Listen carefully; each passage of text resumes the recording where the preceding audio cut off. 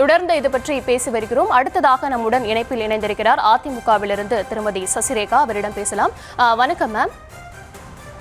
இந்த திட்டத்தை இபிஎஸ் அவர்கள் என்ன சொல்லியிருக்காங்க அப்படின்னா, அரசு அதிகாரிகளை பயன்படுத்தி மறைமுகமா வாக்கு சேகரிப்புல திமுக ஈடுபடுது அப்படின்னு சொல்லியிருக்காங்க. மக்களுக்காக ஒரு திட்டத்தை கொண்டு வரும் போதெல்லாம் எதிர்க்கட்சிகள் தொடர்ந்து இந்த மாதிரி விமர்சனங்களை முன்வச்சுட்டே இருக்கிறது சரியா?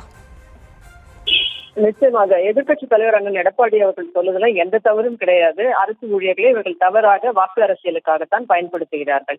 அரசு ஊழியர்களுக்கு சொன்ன வாக்குறுதிகளை நிறைவேற்றினாரோ இல்லையோ, இந்த மாதிரி அவர்களை இவர்களுடைய கட்சி உறுப்பினர்களை போல பயன்படுத்துவதில் ஒன்றும் குறவில்லை இந்த ஆட்சியில. இந்த ஆட்சியை பொறுத்தவரை நீங்க 2011 இருந்தே பாத்தீங்கன்னா திமுகவை பொறுத்தவரை, குறிப்பாக ஸ்டாலின் அவர்களை பொறுத்தவரை நமக்கு நாமே ஒரு பயணத்தை தொடங்கினார். 2011, 16 காலகட்டங்களில் எல்லாம் மக்களுக்கு நாமம் தான் அவர்கள், நமக்கு நாமே வாங்க, மக்களுக்கு நாமமே தான் அவங்க போடுவாங்க. அதுக்கப்புறம் உங்கள் தொகுதியில் ஸ்டாலின் அப்படின்னு சொல்லிட்டு ஒரு ஊர்ல 2021 தேர்தலுக்கு முன்பாக தொகுதியா போயிட்டு ஒரு பெட்டியை வச்சாரு. 100 நாட்கள்ல உங்க பிரச்சனைகளை தீர்த்துருவோம்னு சொன்னார். இப்ப அந்த பெட்டி எங்க, இல்ல அந்த பெட்டியோட சாவி இல்லையா, பெட்டியே கடல்ல தூக்கி போட்டுட்டீங்களா, என்ன ஆச்சுன்றது உங்கள் தொகுதியில் ஸ்டாலின்ல தமிழ்நாட்டு ஆட்சியிலேயே ஸ்டாலின் இருக்கிறாரா என்று மக்கள் கேள்வி கேட்கும் அளவுக்கு சட்டம் ஒழுங்கிலிருந்து, பெண்கள் பாதுகாப்பிலிருந்து எந்த பிரச்சனையிலும் அந்த அரசு செயல்படுவதாகவே தெரியவில்லை. அதுக்கப்புறம் இப்ப பாத்தீங்கன்னா மக்கள் எல்லாம் பெரும் வேதனையில் இருக்கிறார்கள்.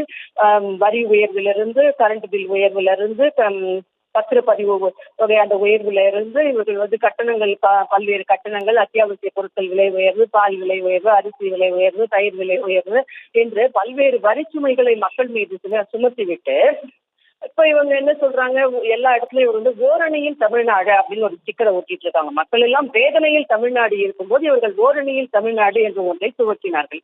இப்போ உங்களோட ஸ்டாலின் அப்படின்னு ஒரு புது ஸ்கீமா அறிவிச்சிருக்காரு. அதுவும் அரசு ஊழியர்கள் வீடு வீடா இதை கொடுப்பாங்க. அந்த அளவுக்கு அரசு ஊழியர்கள் முதல்ல இந்த மக்கள் தொகை எவ்வளவு தமிழ்நாட்டுல எங்க இருக்கிறார்கள் அரசு ஊழியர்கள், இதை பயன்படுத்த வேண்டிய அவசியம் என்ன இருக்கிறது? அரசு அலுவலகங்களிலேயே நமக்கு ஆசிரியர்களாக இருந்தாலும் சரி, அரசு ஊழியர்கள் பல்வேறு துறைகளிலாக இருந்தாலும் சரி, டாக்டர்களாக இருந்தாலும் சரி, நர்சுகளாக இருந்தாலும் சரி, பற்றாக்குறை தான் நிலவுகிறது.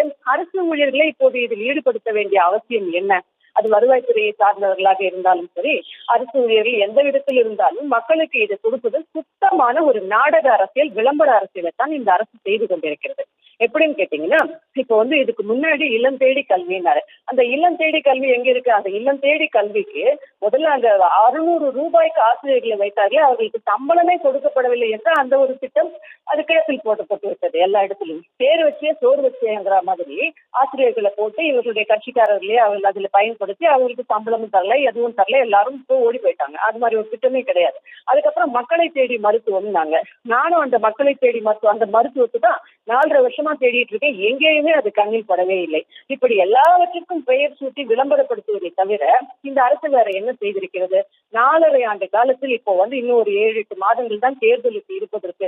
இந்த காலகட்டத்துல உங்களோட ஸ்டாலின் சொல்றாரு, எங்கே எங்களோடு அவர் இருக்கிறார்? ஏதோ ஒரே ஒரு ஸ்கீம், இந்த பாதாள சாக்கடை திட்டமாக இருந்தாலும் சரி, குடிநீரில் கழிவுநீர் கலந்து வரும் மாநகராட்சி பகுதிகளிலே நான் சொல்றேன், சென்னை முக்கியமான மாநகராட்சி, முதலமைச்சர் இருக்கக்கூடிய இந்த சென்னை தலைநகரத்திலேயே குடிநீரில் கழிவுநீர் கலந்து வருவதாக இருந்தாலும் சரி, சாலை பிரச்சனைகள் குண்டும் குழியுமாக இருப்பதும் சரி, கவுன்சிலர்கள் யாரையாவது அவர் மானிட்டர் பண்றாரா?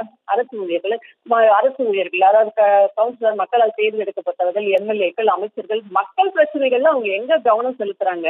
இந்த லட்சணத்துல இப்போ உங்களோட ஸ்டாலின் தொடங்கி அது அரசு ஊழியர்களை பயன்படுத்தி அதுல பாருங்க, நீங்க 10,000 முகாம்கள் போடப்படும் அப்படின்னு சொல்லிட்டு அதுல 46 கேள்விகள் நகர்பகுதிகள்ல, 43 கேள்விகளும், கிராமப்பகுதிகளில் 46 கேள்விகளும் கேட்கப்படும் அப்படின்னு சொல்லியிருக்கீங்க. அதுல குறிப்பா என்ன இருக்குன்னு பாத்தீங்கன்னா, இந்த பிறப்பு சான்றிதழ், இறப்பு சான்றிதழ், ஆதரவற்றோர் நிதி உதவி பெறுவது, முதியோர் உதவித்தொகை, குறிப்பாக இதுல அவங்க சொல்ல வர்றது அந்த 1000 ரூபாய் மகளிர் உதவித்தொகை பெறணும்னா, விடுபட்டவர்களும் பெறணும் அப்படின்னா இந்த முகாம்ல நீங்க ஃபார்ம் கொண்டு கொடுத்தாதான் அப்படின்னு சொல்றாங்க. குறிப்பாக இப்படி இருக்கும் பட்சத்துல இதை பற்றி சற்று விரிவாகவே பேச வேண்டியிருக்கிறது.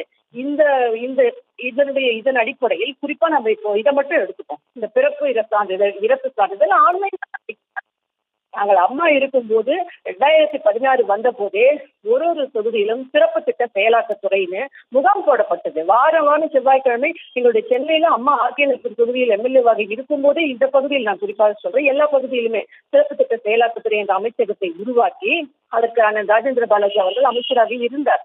அவரின் கீழ் இருந்தது. வாரம் எல்லா ஊர்களையும் எல்லா தொகுதிகளையும் முகாம்கள் போடப்பட்டு கொடுக்கப்பட்டு இன்றைக்கு தேதிக்கு ஆன்லைன்லயே அவை கிடைக்கின்றன 15 நாட்கள். எதுக்கு 45 நாள் தேவை ஒரு முகாம்ல அதை கொடுத்து 45 நாட்களுக்கு பிறகு அது கொடுக்கப்படும் அப்படின்றது ஒண்ணு.